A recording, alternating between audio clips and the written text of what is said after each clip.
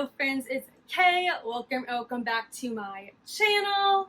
And it is mid-year book freakout time. So yeah, I discovered in my last Fairy Loot unboxing that I like this setup, and I am very happy I finally figured out how to incorporate my bookshelf into it. So before, I have been filming on my bookshelf technically, but it was in that window seat area, but this way you all can see my books a little bit better, and by a little I mean a lot. So I'm very happy I found a way to incorporate this, but you're not here to hear me rave about that. You're here for the Mid-Year Book Freakout, and this is a tag I was able to do last year for 2020, and I'm very happy doing it again for 2021, and this is going to cover all of the books I've read from January to July, which is a little bit more than half the year, but I'm okay with it because I read amazing books in July that I want to include in here. So for those of you who don't know what the Mid-Year Freakout tag is, it's where you kind of talk a little bit about all the books you've read so far this year, your favorites, your not so favorites, emotional, not emotional, and all that fun stuff. So I'm very happy to be sharing it with all of you. So the first question of the Mid-Year Book Freakout is your favorite book that you've read this year so far. And for this, I actually have three. One is most definitely an all-time favorite, and then the other two, same. And they all hit differently in their own ways, so I'm just going to share them all with you. The first one is Lovely War by Julie Berry. Now, for all of you OG fans out there that have been watching me for the last year, one, thank you very much. And two, you know I took forever to read this book. I had it on like every TBR of 2020, and I finally got to it in February of this year, and I'm so happy I did. This is without a doubt an all-time new favorite. It's beautiful and heart-wrenching, and it's also kind of comical and cute and everything I love in a book. So in case you haven't heard my spiel yet, this is about two love stories taking place in World War I, narrated by 5 of the Greek gods, specifically Aphrodite, Hephaestus, Ares, Apollo, and Hades. I love it. Go read it. And then just recently, like last week, like the 30th of July, I finished The Honeymooners by Christina Lauren, and this is my first Christina Lauren book, and is there a rating higher than 5 stars? Because this book made me laugh out loud, scream, and just fangirl, and it was everything I wanted and more, and I absolutely loved it. From this book, I caught my favorite fictional crush of this year, so woohoo! We love that. And it's just funny and emotional, and I loved it so very much. The Honeymooners is about a wedding gets taken down by shellfish, and the twin of the bride and the brother of the groom, who hate each other by the way, are now going to go on a fake honeymoon together because why waste a week in Hawaii? And well, maybe they don't hate each other as much as they think they do. And I loved it so very much. And the last book I want to share with you as one of my favorites this year so far is 1,000 Pieces of You, and this is the beginning of the Firebird trilogy, and I have had this book on my shelves for at least a few years now, and I just overlooked it 1,000 times, and I finally picked it up in May, and I was absolutely blown away. This is early YA. It was written in like 2014, and it has so many amazing tropes and well-written characters and just an insane plot line. And not to mention, this series has the most gorgeous covers I have seen. I love them. So yeah, Firebird is about this girl who and her parents are physicists, and they have cracked the code on dimensional travel, and her father is murdered by one of his grad students who was practically part of the family. So now our main character and one of the other grad students are now jumping through dimension after dimension, chasing after him to confront and get revenge for her father's murder. And there is so much more that goes into it, and it's absolutely amazing. If you haven't picked it up yet, go get it. So question number 2 is your favorite sequel that you've read this year. Now, I know what it is, but apparently this year I have just been reading a lot of standalones.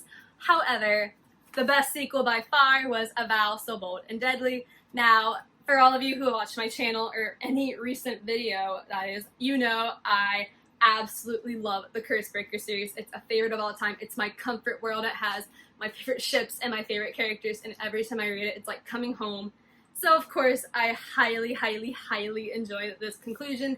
It's everything I ever wanted and I'm just so happy about it. So, like I said, this is the conclusion of the Curse Breakers trilogy, and the first one, A Curse So Dark and Lonely, is a Beauty and the Beast retelling where our main character is kidnapped from Washington, D.C. and transported to the magical world of Emberfall, where she is going to have to help a prince break a curse. And while the first book is definitely a Beauty and the Beast retelling, the rest of the series expands so much more in that world, and I absolutely love it. Number 3 is a new release of 2020 you have not had the chance to read yet. And that is the majority of my TBR. I have a reading journal, and I have only read 3 of my most anticipated releases this year. So there's no way I can talk about all the ones I really want to read. So I'm just going to link below my anticipated releases of 2021 videos, and yeah, because all of them are absolutely amazing, and I just don't have time. Number 4, my most anticipated releases of the second half of 2021, and these are not surprises if you know me. The first one is Defy the Night. This is also by Bridget Kemmerer, who wrote the Curse Breakers series, and it just sounds really, really amazing, and I'm literally blanking on the summary right now, but it's another, like, it's fantasy, it's set in like a kingdom, and I'm super, super excited for it. And the second one is by my favorite author to date, and Marissa Meyer, and it is Gilded, which is a Rumpelstiltskin retelling, and I love Rumpelstiltskin retellings. Ever since Once Upon a Time came out, I have been trashed for them, so I'm so very excited, and Marissa Meyer writes some of my favorite fairy tale retellings ever, so I cannot wait to get my hands on those. So now, from the high note, we're going low for a few minutes with my most disappointing book of 2021. And this is already controversial. I know it's controversial. These next 2 are definitely controversial. But my most disappointing was most definitely Chain of Iron. Now, I'm just going to link below my wrap-up of it because I just posted that. And there's a 2-minute rant about how mad I was at this book. And it's been a few months now, and I'm still just as mad at it. Honestly, all my feelings about this book are in that wrap-up, so I'm just going to leave it linked down below. But this just had too much drama for me, too much miscommunication, and the amount of just everything that blew up in like literally the last 50 pages of this book made me so mad I screamed into a pillow. So we're just going to leave it at that, but yeah, this was not it for me. And now for my biggest surprise of 2021, and this is a good surprise, Rule of Wolves by Leigh Bardugo. Now, I did not have high expectations going into this. When I read King of Scars in 2019, I gave it a 2-star rating generously. It was not what I wanted. It didn't have what I wanted, and I just didn't like it, so I really did not have that high of hopes going into this. However, I read it and completely did a 180. I love this one so much more, and I know that's not a universal opinion from people, but I definitely love this more. This got a 5 stars. I loved the cameos, and I loved just everything about it, and I really did have so much more fun reading it, and I'm just super happy about that because I love Leigh Bardugo, and I would have hated for the last Grishaverse book for at least a while to be on a bad note, so yay! And now for your new favorite author of 2021. Now, 2021 has come out with so many amazing debut authors, but for this one, I'm going to have to go with Ms. Tashi Buwan, who wrote Counting Down with You. And once again, author inspiration goals. She has such a fun writing style. She's also like the sweetest person ever from what it looks like on Twitter. I love following her and seeing her interact with people, and it's just such a fun time. And Counting Down with You was definitely one of the favorites this year, so I'm super happy about that. Number 8 is the newest fictional crush of 2021, and thank goodness I read this book at the very end of July. Please welcome back The Unhoneymooners, because Mr. Ethan Thomas is the newest love of my life. Just, wonderful work there. Like, how did Christina Lauren know that my weakness is secret nerds who are already hot? Like, who would have thought? Good job. So yeah, Ethan was absolutely adorable, and the way he interacted with Olive was everything, and just, honestly, he was super relatable too. Like, I understood him a lot, and even when he was super stupid in this book, I still loved him, and that is an accomplishment. So yes, I am so happy I found a fictional crush this year, and I am so very happy it's Ethan. And now for newest favorite character of 2021. Now there are a lot I could really say. I loved Hazel from Lovely War, and I also really loved Olive from The Unhoneymooners, but just to not repeat books too much, I have to go with January Andrews from Beach Read. I loved January. Her quotes and outlook on life I loved, and even though she had definitely a very hard time in this book, she still had an optimism to her and a look on the bright side of happiness that I absolutely adored reading about. I absolutely love her, and she definitely helped make this book. And my other favorite new character I have met this year was definitely a surprise to me. I wasn't expecting to love her as much as I do, but as I was looking back through my books read this year, she definitely made the list, and that is Yumiko from Shadow of the Fox. There's just something about sheltered, innocent characters that are stronger than they appear and try to help save the day and fight for what they want.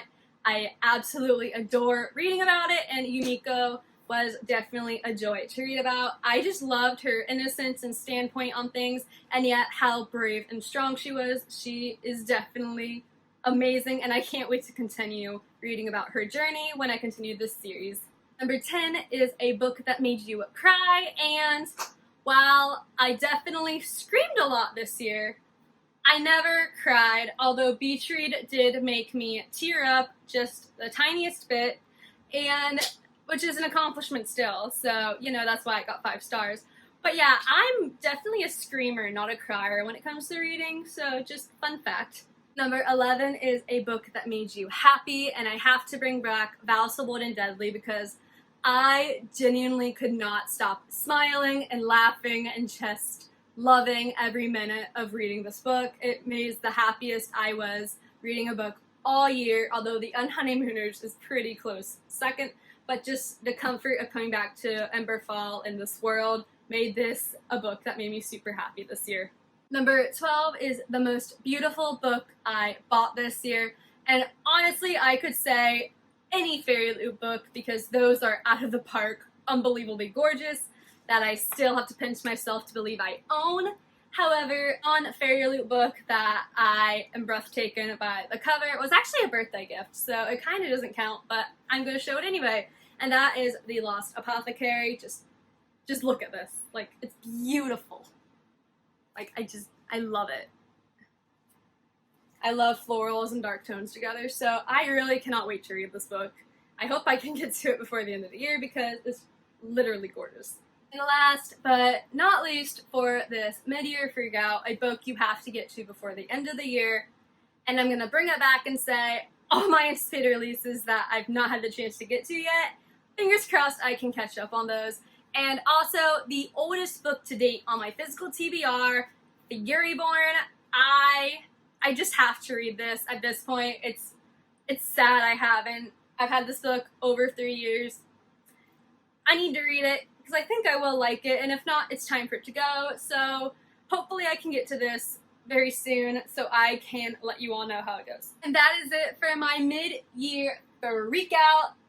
I really do enjoy doing this tag, and let me know in the comments if you want to answer any of these questions, or just comment your favorite book you've read this year, or honestly anything. I just like chatting with you guys in the comments, and let me know how you like the new space, because not gonna lie, I really like it.